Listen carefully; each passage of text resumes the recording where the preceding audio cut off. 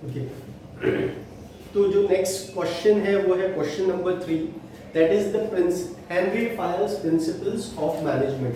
ठीक है, यहाँ पर आपको ये क्वेश्चन जो है वो बहुत ही इंपॉर्टेंट है आपके एग्जामिनेशन पॉइंट ऑफ व्यू से।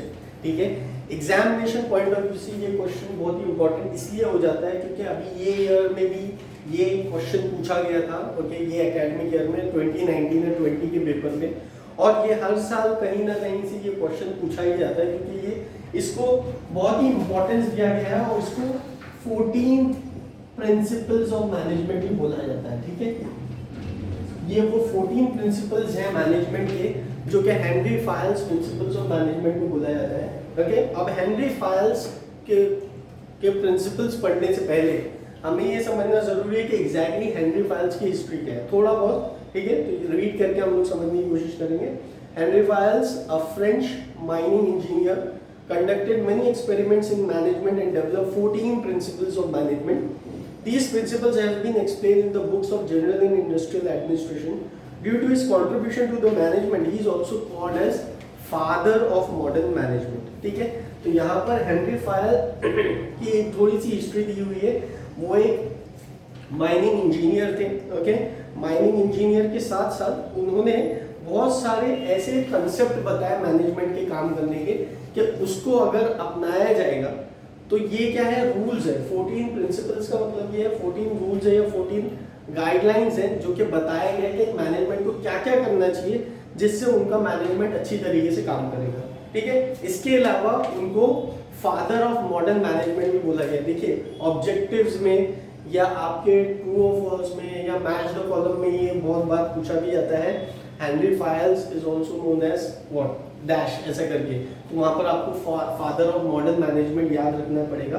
ठीक है, तो father of modern management Henry Fayol's को बोला गया। अब इनके प्रिंसिपल्स क्या है, 14 प्रिंसिपल्स। एग्जाम में यूजुअली 5 to 10 मार्क्स के लिए अगर क्वेश्चन, अगर 5 मार्क्स के लिए पूछा जा रहा है तो आप 8 पॉइंट्स लिखिए। ठीक है, अगर आपको 10 मार्क्स के लिए पूछा जा रहा है तो आप 14 प्रिंसिपल्स पूरे लिख सकते हैं। मैं ये बोलूँगा कि 14 प्रिंसिपल आप पूरे याद करें क्योंकि it is an important question. Okay, तो फर्स्ट पॉइंट जो है principle of division of work. ठीक है, एज पर this principle the work in an organization should be divided into small sub part. This work should be assigned to the employees depending on their interest, skills and capability. Usually one type of work is assigned to one employee. This helps in increasing efficiency and lead to the specialization. Example दिया हुआ है, in a college there are different professors for different subjects. All subjects are generally not taught by one professor. The subject is assigned to a professor depending on the qualification and the interest. ठीक है, तो पहला point जो है वो है division of work का।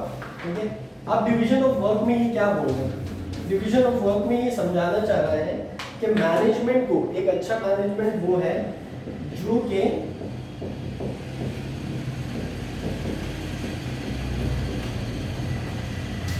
काम को डिवाइड कर दे। काम को डिवाइड करने का मतलब ये है कि जिसकी जैसी कैपेबिलिटी है। कैपेबिलिटी का मतलब ये होता है कि जिसकी जितनी काम करने की क्षमता है, जिस तरीके से जिसका स्किल्स है, इंटरेस्ट है, जो जिस तरीके से काम करके दे सकता है उस तरीके से उसको वो काम को असाइन कर दे। ओके, जैसे मान लीजिए यहाँ पर एग्जांपल दिया हुआ है कि आपके कॉलेजेस में बहुत सारे सब्जेक्ट होंगे। जैसे अभी आप 12th में HSC में तो आपको 6 सब्जेक्ट होंगे, उसमें एक इंग्लिश का सब्जेक्ट होगा, एक हिंदी होगा। ठीक है, आपके 3 थियरी सब्जेक्ट होंगे, दैट इज इकोनॉमिक्स, SP और OCM, और उसके अलावा आपको एक अकाउंटेंसी का सब्जेक्ट होगा, बुक कीपिंग एंड अकाउंटेंसी जिसको बोला जाता है। अगर कोई मैथ्स स्टूडेंट है तो उसको मैथ्स भी होगा। तो यहाँ पर एग्जाम्पल ये दिया जा रहा है कि सारे सब्जेक्ट आपको एक प्रोफेसर नहीं पढ़ाता होगा। रेयरली आप देखेंगे सारे सब्जेक्ट आपको एक ही फैकल्टी पढ़ाए या एक ही प्रोफेसर पढ़ाए। यूजुअली आपके इंग्लिश का सब्जेक्ट कोई और पढ़ाएगा, OCM का कोई और पढ़ा रहा होगा, या बुक कीपिंग एंड अकाउंटेंसी के लिए कोई और सब्जेक्ट प्रोफेसर होगा। तो ये क्यों है, ये इसलिए है क्योंकि हर प्रोफेसर अपनी क्वालिफिकेशन और अपने इंटरेस्ट के बेसिस पे वो सब्जेक्ट अच्छे से पढ़ा सकता है। तो इसको बोला जाता है डिवीजन ऑफ वर्क, जहाँ पर आपको कंपनी या आपकी जो ऑर्गेनाइजेशन है वो आपका वर्क आपको डिफाइन करवा रही है कि ये वर्क आपको दिया गया है, ये काम आपको कंप्लीट करके देना है। तो इससे क्या फायदा होगा कि अगर हर एक इंडिविजुअल को अपना रोल पता होगा कि मुझे ये काम कंप्लीट करके देना है, तो सब एफिशिएंटली और इफेक्टिवली अपना काम कंप्लीट भी कर लेंगे और इसके साथ साथ ऑर्गेनाइजेशन का मेन वर्क भी हो जाएगा। ठीक है, तो इसलिए division of work is very important and depending on the qualification and the interest, जाहिर सी बात है अगर आप क्वालिफाइड है और अगर आपके पास वो स्किल सेट है और वो इंटरेस्ट है काम कर देगा तो डेफिनेटली आपको वो वर्क एलोकेट किया जाएगा और आप वो काम कर सकते हैं। ओके, तो ये है first point. The next one is interesting, एक और चीज दी हुई है, mister Henry Ford who is the founder of Ford Motors introduced the concept of assembling line to the world. Earlier, only one worker used to assemble a vehicle from start to end. However, Mr. Ford introduced assembly line where he built various workstations. Each workstation assembled one particular spare part. This helps to complete the job much faster and in an efficient manner. तो यहाँ पर एक example दिया हुआ है Henry Ford का।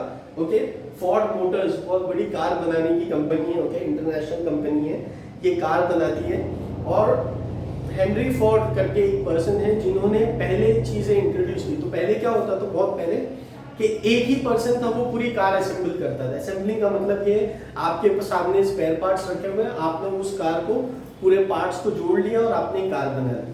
ठीक है, लेकिन उन्होंने क्या किया, उन्होंने असेंबलिंग लाइन को स्टार्ट किया। असेंबलिंग लाइन का मतलब ये है वर्क स्टेशन बना दिए। वर्क स्टेशन थोड़ी थोड़ी डिफरेंस की दूरी पे कंपनी के ऑर्गेनाइजेशन के फील्ड वर्क में ही बहुत सारे स्टेशन बना दिए। स्टेशन का मतलब ये है, जैसे हमारे यहाँ पर स्टेशन है मुंब्रा, कलवा, थाने, तो आप देखेंगे ट्रेन स्टेशन पे रुकती है और फिर जो भी पैसेंजर है उसको उस स्टेशन पे उतरना है, वो अपने स्टेशन पे उतर के आगे बढ़ जाता है।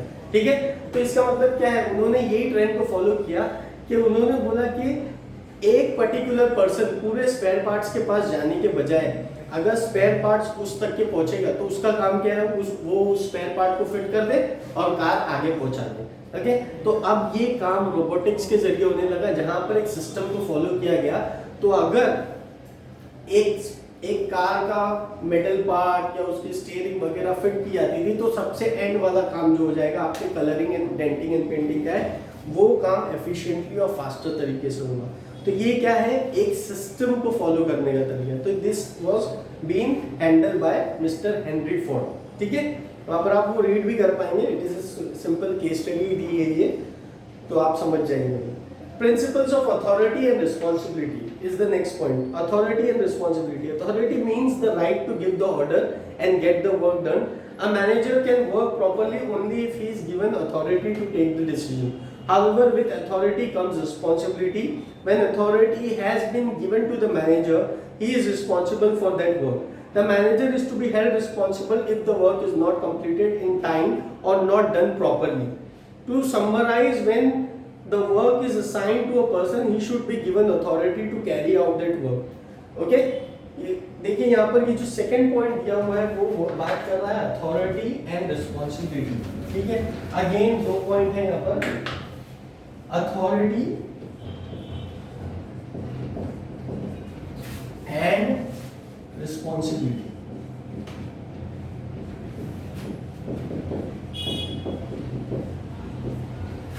ठीक है, अथॉरिटी का मतलब ये होता है कि एक पर्टिकुलर पर्सन या मैनेजर के पास पूरी राइट्स होनी चाहिए कि वो ऑर्डर दे के अपने डिसीजंस को, अपने काम को पूरा कंप्लीट करवा सके। और रिस्पॉन्सिबिलिटी का मतलब ये है कि अगर मेरे पास डिसीजन लेने का पावर दिया गया है तो अगर कुछ भी राइट या रॉन्ग होगा तो मुझे ही रिस्पॉन्सिबल हेल्ड किया जाएगा। बहुत अच्छा एग्जाम्पल भी दिया हुआ है, देखिए, Dhoni is given the authority to select his own cricket team. Now in case India loses the match he has to face the consequences। Means मतलब ये एग्जाम्पल दिया हुआ है, जब धोनी भी कैप्टन थे, अभी विराट है एग्जैक्टली इंडियन टीम के, विराट कोहली, तो यहाँ पर एग्जाम्पल दिया हुआ है इंडियन कैप्टन का, इंडियन क्रिकेट टीम के कैप्टन का। तो जो भी कैप्टन होगा अगर उसके पास अथॉरिटी दी गई है, मींस अथॉरिटी का मतलब यही है कि यहाँ पर अगर उसको पूरा राइट दिया गया है कि भाई तू अपने बेस्ट 11 सेलेक्ट कर ले, तो जब उसको इतना पावर दिया गया है कि आप अपना बेस्ट 11 सेलेक्ट कर लो, तो अगर टीम हारेगी तो उसका जो भी रिस्पॉन्सिबिलिटी होगी, जो भी कॉन्सिक्वेंसेस होंगे, कॉन्सिक्वेंसेस का मतलब ये जो भी खामियाजा होगा, जो भी नुकसान होंगे, वो इस पर्टिकुलर कैप्टन को फेस करने होंगे। ठीक है, तो यहाँ पर principle of authority and responsibility का मतलब यही होता है कि आपके पास पावर होगा, ठीक है, डिसीजन लेने का, लेकिन अगर कुछ सही या गलत होता है तो उसके जिम्मेदार भी आप ही होंगे, ठीक है। आप ही होंगे का मतलब ये है कि मैनेजर होगा, यहाँ पर मैनेजर का हम लोग एग्जांपल ले रहे हैं, तो मैनेजर को अगर कोई काम दिया गया है कंप्लीट करने का, तो ये मैनेजर का डिसीजन है कि वो किन किन लोगों को लेके ये काम को कंप्लीट करेगा, और जब वो कंप्लीट करेगा तो उसके रिजल्ट्स क्या होंगे। अगर उसके रिजल्ट्स अच्छे होंगे उसको अप्रिसिएशन मिलेगा और उसकी टीम को अप्रिसिएशन मिलेगा। अगर उसके रिजल्ट्स गलत होंगे तो हो सकता है उनको वहां पर फायर भी किया जाए या फिर उनको जॉब से हटा दिया जाए, क्योंकि वो रिस्पॉन्सिबल थे पूरा काम करवाने के। तो authority and responsibility is to get work assigned and get work done, okay. Complete करना भी बहुत जरूरी है काम। अगर काम कंप्लीट नहीं होगा तो फिर प्रॉब्लम हो जाएगी, क्योंकि सबसे बड़ी जिम्मेदारी आपको ही दी गई है अथॉरिटी एंड रिस्पॉन्सिबिलिटी की, ठीक है। The next point is principle of discipline. Okay, according to Fayal, the discipline is the most essential things in the organization.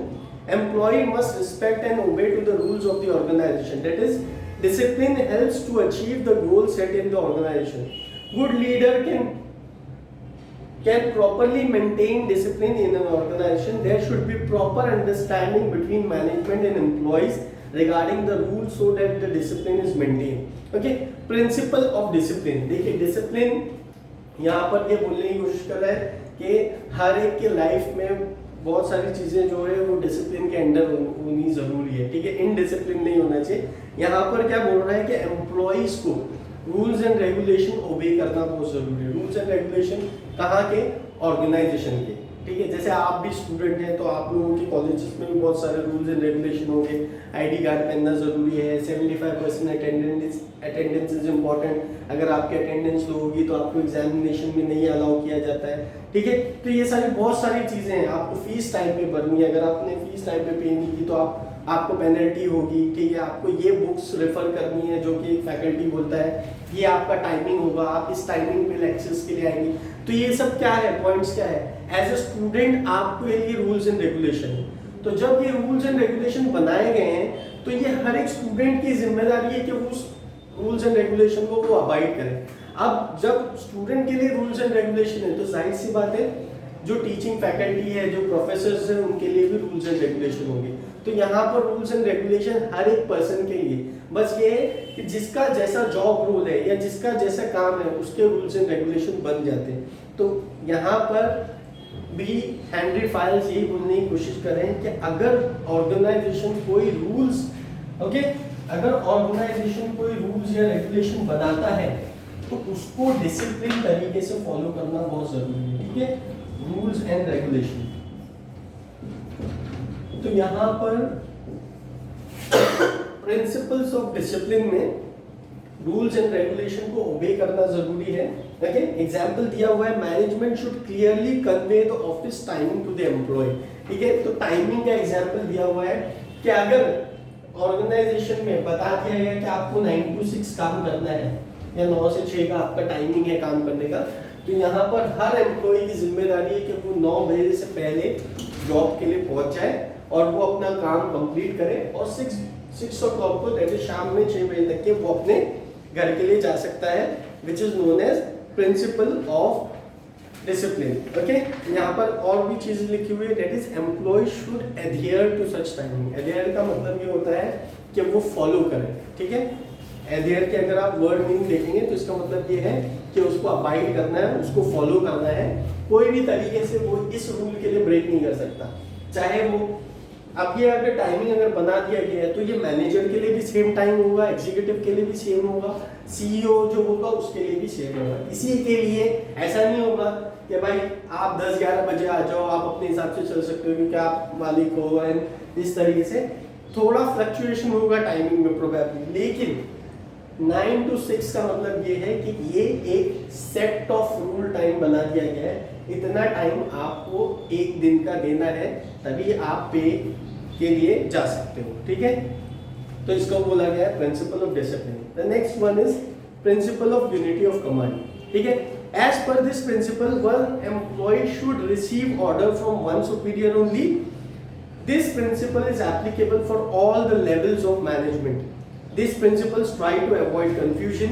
A person receiving order from more than one superior will be confused he may not be able to work with concentration. When he receive order from only one superior, he shall be able to complete his work with great efficiency. Okay, so the next point जो कि point number 4 है, उसको बोला गया है principle of unity of command. ठीक है, unity of command का मतलब क्या होता है कि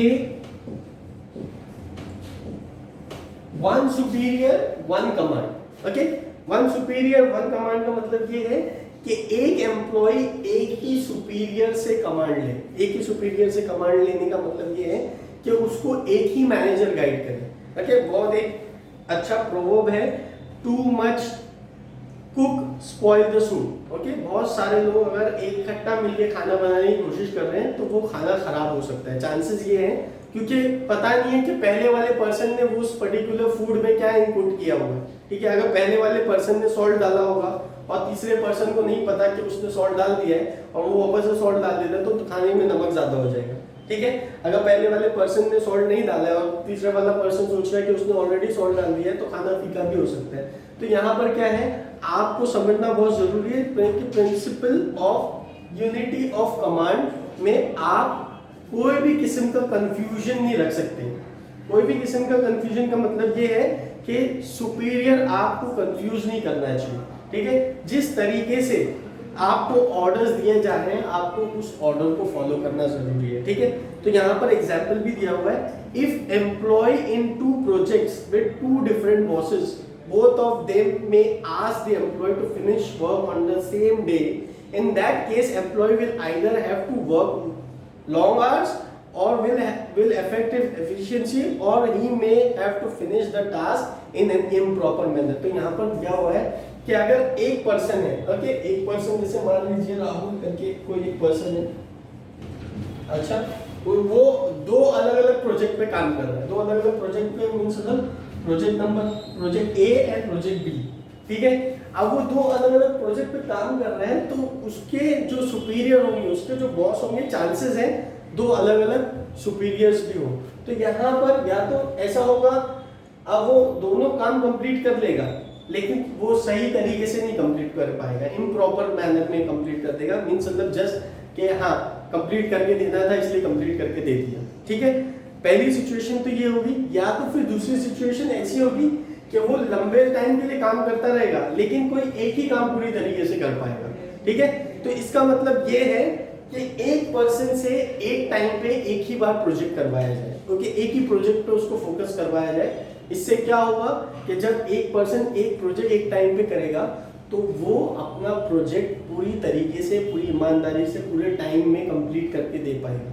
अगर उसको बहुत सारे प्रोजेक्ट्स दिए जाएंगे एक ही टाइम पे और बहुत सारे सुपरवाइजर उसको गाइड करेंगे तो वो कंफ्यूज हो सकता है, उसके काम में प्रॉब्लम आ सकता है, और अगर उसके काम में प्रॉब्लम आएगा तो एंड रिजल्ट सही नहीं आएगा। इसलिए principal of unity of command is very important, जहां पर कंफ्यूजन नहीं होनी चाहिए, एकदम क्रिस्टल क्लियर गाइडेंस होनी चाहिए। एक सुपीरियर है, वो सबको गाइड कर रहा है और वो बता रहा है कि आपको ये काम और या ये टास्क आपको कंप्लीट करके देना है। ओके, इसके बाद वाला पॉइंट है which is known as principle of unity of direction. ठीक है, according to this principle, a group of people working in an organisation to achieve a common goal must work under the direction of one single person. According to this principle, every group in an organization should have the same objective. The group should be directed by one manager only. Okay, example, in an army, every soldier obey the command of the commanding officer. A strict unity of direction is followed. Okay, unity of direction का मतलब क्या है कि यहाँ पर अगर group of people चल रहे हैं, ठीक है, एक ग्रुप ऑफ पीपल काम कर रहा है तो उनको कोई एक पर्सन जो है वो डायरेक्ट करने वाला होना जरूरी है। ओके, डायरेक्ट करने का मतलब ये है कि single person should be there जो उन लोगों को गाइड करे कि इस तरीके से आपको इस ऑब्जेक्टिव को कंप्लीट करना है। ठीक है, बेस्ट एग्जांपल आप लोगों के लिए अगर आपको कोरिलेट कर पाए मूवी का, ओके, आप देखते हैं मूवीज वगैरह तो उसमें क्या होता है, कहीं ना कहीं बहुत सारे लोग होते हैं, एक्टर्स होंगे, एक्ट्रेसेस होंगे, ठीक है, म्यूजिशियन होगा, आपका लिरिसिस्ट होंगे जो कि सॉन्ग वगैरह लिखते हैं, स्टोरी टेलर होगा, कोई स्टोरी लिखता है, ठीक है, वहाँ पर प्रोड्यूसर्स भी होंगे। तो वहाँ पर एक जॉब रोल रहता है डायरेक्टर का। अब ये डायरेक्टर क्या होता है, आप देखेंगे डायरेक्टर जो है मेन होल एंड सोल रहता है मूवी का, जो कि डायरेक्ट करता है। Someone a person who is behind the camera, जो कि कैमरा के पीछे आपको पूरा रह के पूरी चीज़ों को प्रॉपर तरीके से डायरेक्ट कर रहा है, प्रॉपर तरीके से उसको शूट कर रहा है। तो यहाँ पर अब जब एक मूवी में वो डायरेक्टर पूरा मूवी शूट कर रहा है तो सब अपना अपना काम प्रॉपर तरीके से कर रहे हैं। तो वो क्या कर रहा है, वो एक्टर या एक्ट्रेसेस को समझा रहा है कि आपको ये वाला सीन इस तरीके से करना है, वो म्यूजिशियन को समझा रहा है या उनको गाइड कर रहा है कि मुझे इस सीन के लिए इस किस्म का म्यूजिक चाहिए, या फिर वो स्टोरी टेलर को या डायलॉग राइटर को बोल रहा है कि मुझे ये सीन में इस किस्म का डायलॉग चाहिए, इस तरीके से आप मुझे ये मूवी में डायलॉग लिख के दीजिए। तो यहाँ पर क्या है, एक पर्सन डायरेक्ट कर रहा है, ठीक है। डायरेक्ट करने का मतलब ये है, बता रहा है कि किस तरीके से ये काम को कंप्लीट किया जाए। तो यहाँ पर यूनिटी ऑफ डायरेक्शन में यही बोल रहा है कि एक पर्सन होगा वो सबको बताएगा कि इस तरीके से आपको काम करना, और बाकी पूरे पर्सन उसके इस डायरेक्शन को फॉलो करेंगे। एग्जाम्पल भी दिया हुआ है कि आर्मी में जैसे सोल्जर्स होते हैं तो वहां पर उनका कोई कमांडिंग ऑफिसर जरूर होता है। तो अगर एक 100 सोल्जर्स हैं तो उनका कोई एक चीफ ऑफिसर जरूर होगा, वो सोल्जर लोगों को गाइड करेगा कि आज हमें यहाँ पर जाके इस तरीके से काम करना है, ओके, या तो फिर आज हमें ये ऑर्डर्स मिले, हमें ये ऑर्डर्स को फॉलो करना है। तो इसको बोला जाता है यूनिटी ऑफ डायरेक्शन। देखिए डिफरेंस दिया हुआ है, बहुत सारे लोग कंफ्यूज भी हो जाते हैं कि यूनिटी ऑफ कमांड और यूनिटी ऑफ डायरेक्शन में क्या फर्क है। तो यूनिटी ऑफ कमांड में one individual one superior, okay. Command का मतलब ये है कि एक पर्सन है, ओके, कमांड का मतलब है one person one superior, direction का मतलब है एक ग्रुप एक सुपीरियर, ठीक है। One person one superior, one on one का ये है, ठीक है। और यहाँ पर यूनिटी ऑफ कमांड जिसको बोला जाता है, ठीक है। यूनिटी ऑफ डायरेक्शन का मतलब ये है एक ग्रुप ऑफ पीपल है, मींस मतलब जहां पर एक से ज्यादा लोग हैं उनको जब डायरेक्ट किया जाएगा तो उसको बोला जाएगा यूनिटी ऑफ डायरेक्शन, ठीक है, जहां पर वन सुपीरियर होगा। Sorry, point number 6 which is known as principle of subordination of individual interest to general interest. According to this principle, the interest of the individual is to be given lesser importance as compared to the interest of the organization. The manager must consider the interest of the whole organization while taking the decision. The employee too should give higher importance to the interest of the organization than their own self. When the organization grows, the employee will prosper automatically. Okay, ये point number 6 है, which is known as principle of subordination of individual interest to general interest. Example दिया हुआ है in IPL 2012 season, Daniel Vettori, despite being the captain of Royal Challengers Bangalore, dropped himself so that the team could have a better player like Muralidharan, as only 4 foreign players were allowed. Okay, तो यहाँ पर principle of subordination of individual interest to general interest में बोल रहा है कि अगर कभी कोई एक इंडिविजुअल को या कोई एक मैनेजर को फील होता है या उसको ऐसे लगता है कि हाँ ये जॉब रोल है या ये जो काम, ये जो टास्क दिया गया है ये मेरे से बेहतर कोई और भी कर सकता है, तो ये उस मैनेजर या उस एम्प्लॉय या उस पर्टिकुलर बोलते हैं ना एग्जीक्यूटिव का रोल बन जाता है कि वो आगे बढ़े और खुद से इनिशिएटिव लेके बोले कि हाँ ये काम मेरे से बेहतर ये पर्टिकुलर पर्सन भी कर सकता है। ओके, बहुत कम ऐसा आपको एग्जांपल्स मिलेगा।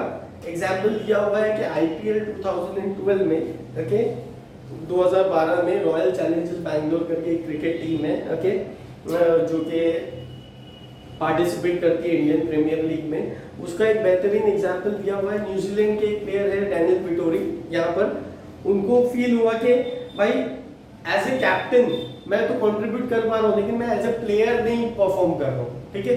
तो जब उनको ऐसा फील हुआ कि मैं एज ए प्लेयर नहीं परफॉर्म कर रहा हूँ तो उन्होंने अपने आप को टीम से ड्रॉप किया और एक बेहतर उनकी जगह पे एक अच्छे प्लेयर को रिप्लेस करवाया कि आप मेरी जगह पे खेलिए क्योंकि यहाँ पर टीम को नुकसान नहीं होना चाहिए, ठीक है।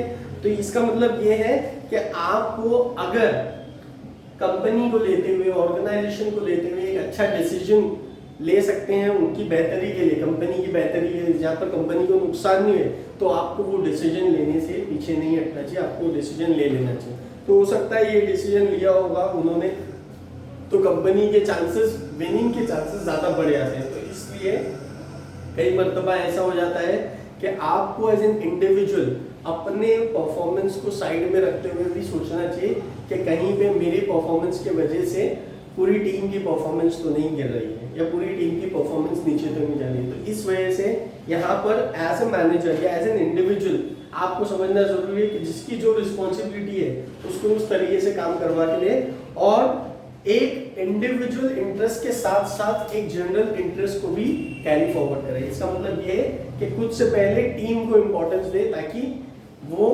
काम में आगे बढ़ सके और काम को पूरी तरीके से कंप्लीट कर सके। ठीक है, this is the point number 6। The next point is principle of remuneration. As per this principle, employee must be paid fair amount of salary, that is wages for the services. This provide to the organization. The remuneration of the employee should depend on their experience, work, skills, etc. This will boost their morale and increase productivity. तो principle of remuneration, ठीक है, remuneration का मतलब होता है कि अगर आप वर्ड मीनिंग और उठाएंगे देखेंगे उसकी वर्ड मीनिंग, तो रेम्यूनरेशन का मतलब होता है कि मॉनेटरी बेनिफिट, ठीक है, मॉनेटरी बेनिफिट आप एम्प्लॉय को कुछ ना कुछ तरीके से रेम्यूनरेट करते रहे, यानी एक फेयर अमाउंट ऑफ सैलरी जरूर देते रहे। ठीक है, रेम्यूनरेशन यहाँ लिख देता हूँ।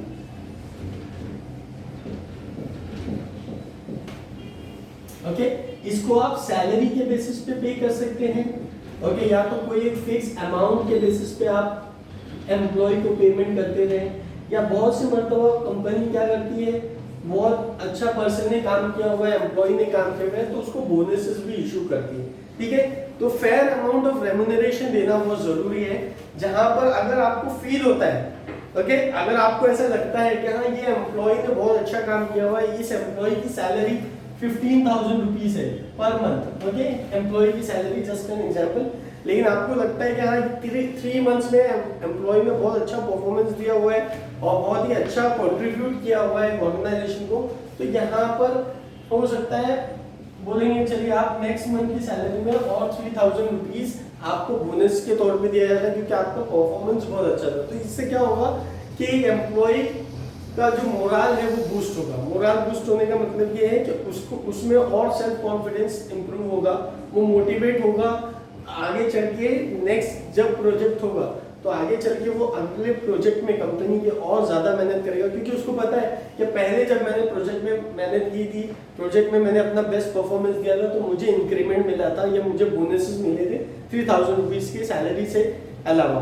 ओके, तो यहाँ पर फेयर अमाउंट ऑफ रेम्यूनरेशन पे करना बहुत ज़रूरी है, जहाँ पर एम्प्लॉय जिस अमाउंट का हकदार है या जिस अमाउंट की प्रोडक्टिविटी उसको रिक्वायर्ड है उसको पे की जाए, ताकि एम्प्लॉय को भी फील रहे कि हाँ कंपनी उनके बारे में सोच रही है और उनको प्रॉपर वेजेस पे कर रही है। ओके, वेजेस भी यहाँ पर दिया हुआ है, ठीक है, सैलरी और वेजेस देखें is nothing but one and the same thing, ठीक है, मंथ और तो ये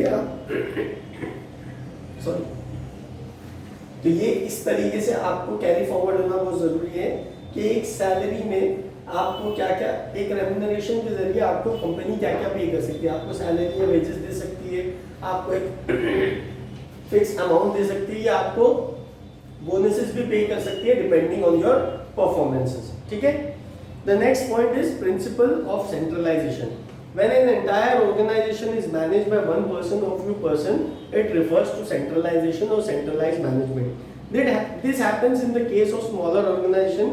That is example in a proprietary concern, all the decisions have been taken by the proprietor. When an organization is managed by different people, it refers to decentralization or decentralized management.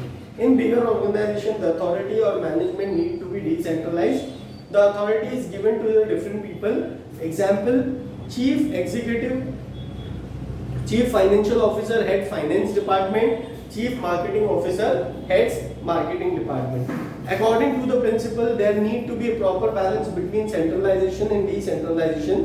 Size of the organization, nature of the activity, experience of the people are factor determining the centralization and decentralization of the organization. तो यहाँ पर बोला गया कि principal of centralisation, ठीक है। अब principal of centralisation की जब बात हो रही है तो यहाँ पर 2 एग्जांपल्स दिए हुए हैं। पहला एग्जांपल ये है कि अगर कोई प्रोप्राइटरी कंसर्न है, ओके, कोई एक सोल ट्रेडिंग कंसर्न है, तो वो उसके जितने भी डिसीजन होंगे वो सोल पर्सन पे होंगे, ठीक है। सोल ट्रेडिंग कंसर्न क्या होती है, जैसे मान लीजिए कोई एक पर्सन है वो अपना बिजनेस रन कर रहा है, sole trading concern single person who is running a business. तो यहाँ पर वो अकेला इंडिविजुअल होगा, डिसीजन मेकर होगा अपने बिजनेस का। तो बिजनेस में कोई भी फायदा होगा तो वही रिस्पॉन्सिबल होगा, कोई भी नुकसान होगा तो वही एक पर्सन रिस्पॉन्सिबल होगा, ओके। इसको बोला जाएगा सेंट्रलाइजेशन। डिसेंट्रलाइजेशन का मतलब ये है कि बहुत सारे पर्सन हैं, okay, there are many people, और उसमें क्या होगा कि बहुत सारे डिसीजन मेकर्स होंगे, ठीक है, बहुत सारे ऑथोराइज पर्सन होंगे, ठीक है। जैसे ये विप्रो करके कोई एक कंपनी है, ओके, जो कि एक इंडियन कंपनी है। अगर उसमें उसके जो मेन जो मालिक है मिस्टर अजीम प्रेम जी, तो कल को अगर वो बोलते हैं कि जितने भी डिसीजन है वो मैं अकेले लूंगा, मैं अकेले लूंगा कि मतलब ये है कि अगर उनकी 50 यूनिट्स है पूरे इंडिया में, तो उनके पूरे 50 यूनिट्स के जितने भी इंडिविजुअल डिसीजंस है वो मैं लूंगा, तो इसका मतलब ये है वहां पर वो सेंट्रलाइजेशन के लिए जा रहे हैं। मीन्स मतलब अगर पुणे में भी कोई चेंजेस आएगा तो वो मैं करूंगा, मुंबई में भी कोई चेंजेस आएगा तो वो मैं करूंगा, दिल्ली में कोई चेंजेस आएगा तो वो मैं करूंगा। इसको बोला जाएगा सेंट्रलाइजेशन, जहां पर एक ही पर्सन जैसा बोलेगा वैसा चलेगा, ठीक है। लेकिन अगर डिसेंट्रलाइजेशन की बात होगी तो यहाँ पर मिस्टर अजीम प्रेम जी क्या बोलेंगे, ठीक है मैं मालिक हूँ, फेयर इनफ है, लेकिन जो डिसीजन है आप अपने अपने यूनिट के हिसाब से लेते जाइए, मुझे सिर्फ इस डिसीजन के बारे में इन्फॉर्म करते रहिएगा। मीन्स मतलब जो भी डिसीजन लिया गया है, ताकि एटलीस्ट मुझे पता रहे कि ये बिजनेस में चल क्या रहा है, मेरे बिजनेस में हो क्या रहा है। तो इसको बोला जाता है डिसेंट्रलाइजेशन, जहाँ पर बहुत सारे मैनेजर्स होंगे, बहुत सारे पर्सन होंगे जिनको रिस्पॉन्सिबिलिटी दे दी जाएगी कि आप इस बिजनेस को इस तरीके से वर्क करिए, और वो ऑथोराइज और तरीके से काम करेंगे। एग्जाम्पल दिया हुआ है देखिए सेंट्रलाइजेशन का, ठीक है। जब एक चीफ फाइनेंशियल ऑफिसर होता है तो वो फाइनेंस डिपार्टमेंट के बारे में ही डिसीजन लेगा, ठीक है। अगर कोई चीफ मार्केटिंग ऑफिसर होगा तो वो मार्केटिंग डिपार्टमेंट के बारे में काम करेगा, ओके। तो यहाँ पर आपको समझना जरूरी है कि जो हम लोग फाइनेंस और मार्केटिंग की बात करते हैं, यूजुअली क्या होता है कि जब कभी भी कंपनी रन करती है तो उसके बहुत सारे डिपार्टमेंट होते हैं।